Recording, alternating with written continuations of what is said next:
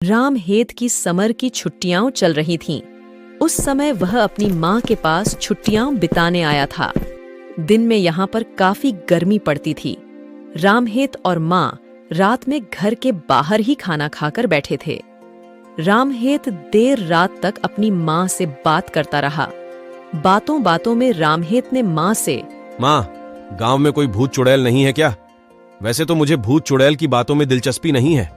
रहने दे, फालतू में तू डर जाएगा और रात को सो भी नहीं पाएगा। रामहेत ने जिद पकड़ ली कि मुझे भूत चुड़ैल के बारे में बताओ। रामहेत के जिद करने पर माँ ने बताया कि गांव में एक चुड़ैल रहती है, पर किसी ने उसे देखा नहीं, बस महसूस किया है। वह चुड़ैल गांव में रात को घूमती रहती है। तो कैसे पता चला कि वो चुड़ैल है? क्या आपने उसे देखा या महसूस किया है? हाँ, शायद। माँ, आप मुझसे मजाक मत करो। अगर आपने देखा है तो बताओ। रामहेत की माँ हंसते हुए अंदर चली गई और सो गई। रामहेत भी सोने की कोशिश कर रहा था, पर उसे नींद ही नहीं आ रही थी। कुछ देर बाद रामहेत को पता ही नहीं चला कि उसे कब नींद आ गई। आधी रात जब रामहेत की नींद अचानक से खुली तो चुड़ैल रात को गांव में घूम रही थी। उसने देखा कि एक औरत जो काले कपड़े पहने हुए एक आदमी का पैर पकड़कर लेकर जा रही है। उसकी आंखें बहुत डरावनी थीं। ये सब देखकर रामहेत डर गया। चुड़ैल थोड़ा आगे जाकर एक जगह रुक गई। रामहेत को देखने लगी। रामहेत, भगवान का लाख लाख धन्यवाद, यह एक सपना था। दोपहर के समय गांव के ही एक घर में भीड़ लगी थी। उसी भीड़ में रामहेत भी खड़ा था। सामने एक महिला पागलों की तरह हरकतें कर रही थी। इस पे चुड़ैल का साया है। तभी उसके पति ने बताया कि रात को यह बाहर पेशाब करने के बाद लौटी ही नहीं। सुबह गांव के बरगद के पेड़ के पास से घर लेकर आए हूँ।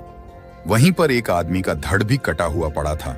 जो रात को देखा वह सपना नहीं बल्कि हकीकत था। रामहेत गांव वालों की बातों को सुनकर डर गया और अपने घर भाग गया। आरती बचपन से पढ़ने में बहुत कमजोर थी। उसका रंग सांवला था। जब आरती स्कूल से घर वापस आई, माँ, स्कूल में कोई मुझसे बात नहीं करता, मेरा कोई दोस्त नहीं है। आरती, तुम बस अपने काम से मतलब रखा करो।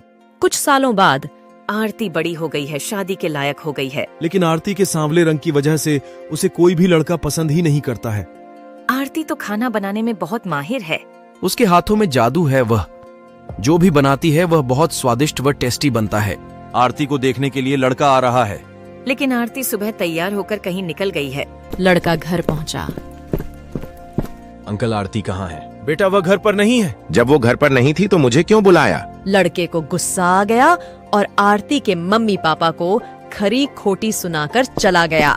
ये सब तुम्हारे सिर पर चढ़ाने का परिणाम है। आरती घर आई तो माँ, सब लोग सही कहते हैं कि तुम मनहूस हो।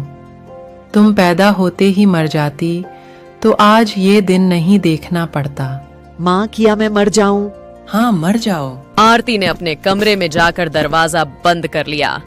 माँ आरती के कमरे की ओर गई। आरती, दरवाजा खोलो। लेकिन आरती ने कोई जवाब नहीं दिया। आरती के माँ पापा, आरती, दरवाजा खोलो। आप दरवाजा तोड़ दीजिए। अंदर आरती पंखे से लटके हुए थी। आरती को पंखे से अलग किया। आरती के हाथ में एक पत्र था।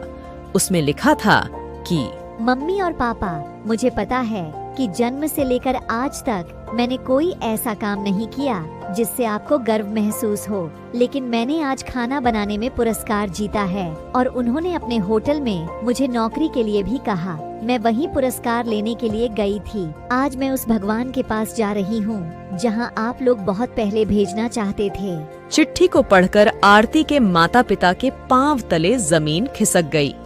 थोड़ी देर में जब आरती को होश आया तो पिता, मुझे तुम पर गर्व है और मुझे कोई फर्क नहीं पड़ता लोग क्या कहते हैं। अगली सुबह आरती होटल में नौकरी करने के लिए जाने लगी और वहीं एक लड़का आरती को पसंद कर लेता है और सबकी मर्जी से आरती की शादी हो जाती है। सभी खुश रहने लगते हैं।